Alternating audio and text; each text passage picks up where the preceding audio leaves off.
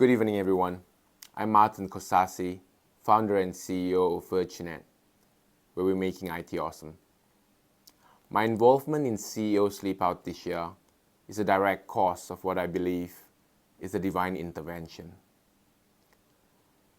Because of that, I've decided to put in my best efforts in both raising funds and awareness for homelessness.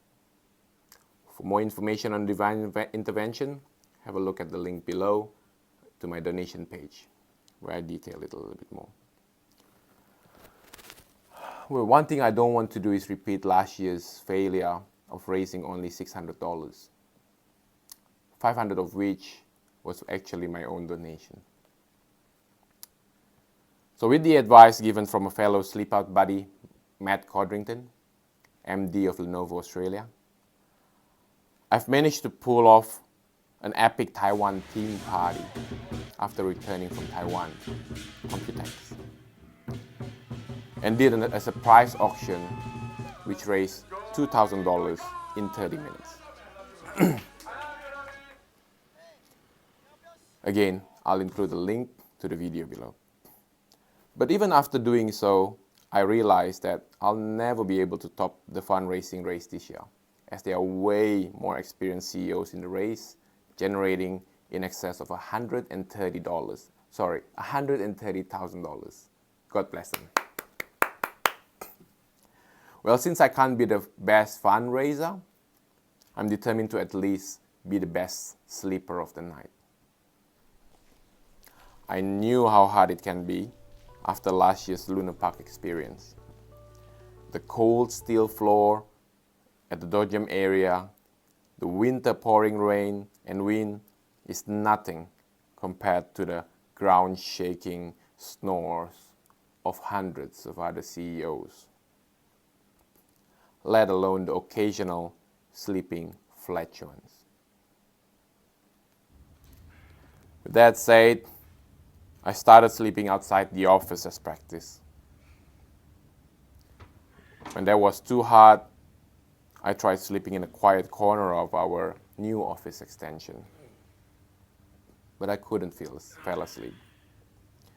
This is not easy for me, as like most CEOs, I hate sleeping.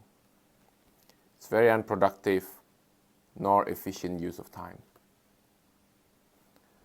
I agree with Tony Robbins when he said sleeping is for the weak, and there's plenty of time to do so when you're dead in the ground. I was so frustrated with the failed attempts of sleeping that I resorted to chemically induced sleep by inhaling CO2 out of our server room's fire extinguisher. That was probably the lowest point of my sleeping career. At this very moment, this is when one of my good friend Tish, aka the sleeping grandmaster, offered to personally train me in the art of sleeping. He equipped me with the right tools, taught me about self-hypnosis, and coached me on different sleeping techniques and styles. He was relentless. He took me to extreme lengths of sleeping in the midst of a UFC kickboxing class. And for the ultimate challenge, he put on a helmet on my head and literally tell me to sleep in the middle of the street while chanting. Danger is real, but fear is an option.